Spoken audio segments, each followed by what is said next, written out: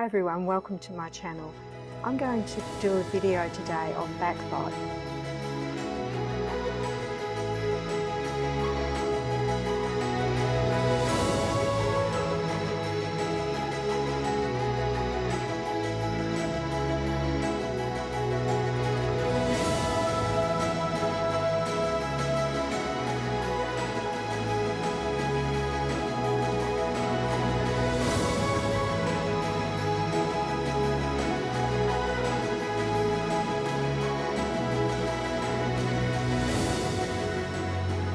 You can be very creative when you do backlight.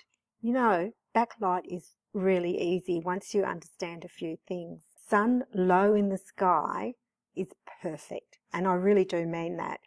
So what does that mean? That means you've got to get up early and you have to go out. What I'm going to show you today, some photos that I did around that time of the day. When the sun is low in the sky, you get coloured light. Coloured light is beautiful.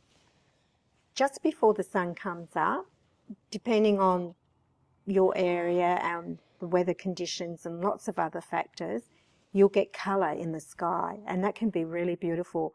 And I find I do silhouettes just before the sun comes up and you get those bright orange colours, and it can be quite beautiful. Because the light's not hitting the bird usually is a silhouette, and it's really showing you some samples of silhouettes that I've done, and it's a great way to start your photo shoot because it starts to get you familiar with your camera and your settings. And then as the sun starts to peak over the horizon, that's when light gets stronger. You'll find the colour fades, but it's fast shooting. Get as much colour as you can, especially in your backlight.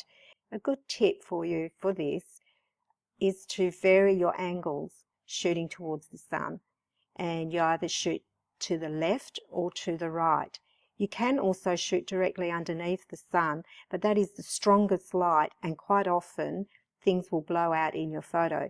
It can be effective when you want to show the sun in the photo, or if you're just cutting the sun out but you're shooting directly underneath.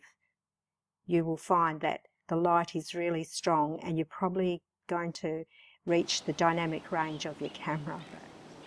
You know, it just depends on what you're trying to do, and it's probably something that you will do further along in your journey.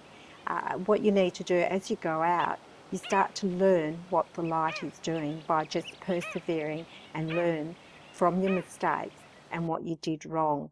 Go lighter or darker with your exposure. Think about that. You don't have to have the same exposure all the time.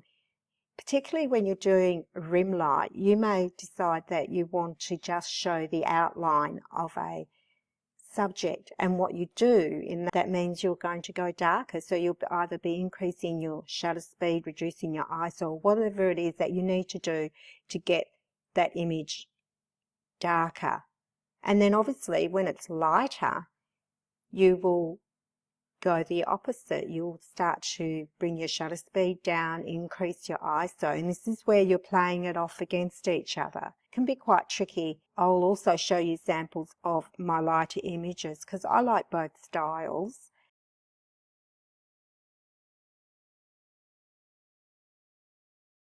You do not want to blow the light out when you're going lighter, so you don't push it too far where you lose detail, particularly when you're doing bokeh balls. That can be quite interesting.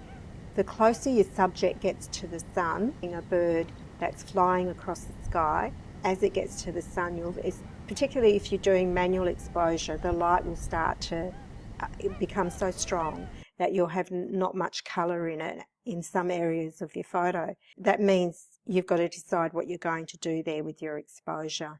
You might want to do auto ISO or something like that. Entirely up to you. I always shoot manual. Now, if you want bokeh balls in your image, all you have to do is get as close to the sun, either to the right or the left, and you look for what I call sparkling points of light, where the sun is hitting the water or the trees, where it's a bit damp. You'll see little white sparkling things, and when you look through your camera you'll see the bokeh balls, because you know that's what you're going to get, and you can check it in your camera. And things like particles, dust, anything like that, when the light hits it, you get these beautiful sparkles in your image, and it can be quite beautiful. The closer you get to the sun, it can go crazy. And if you like that kind of thing, it's really beautiful. But if you think, oh, that's just too much bokeh balls for me, you need to change your angle a little bit and maybe move a bit further away from the sun to your right or to your left, depending where you think the light's better.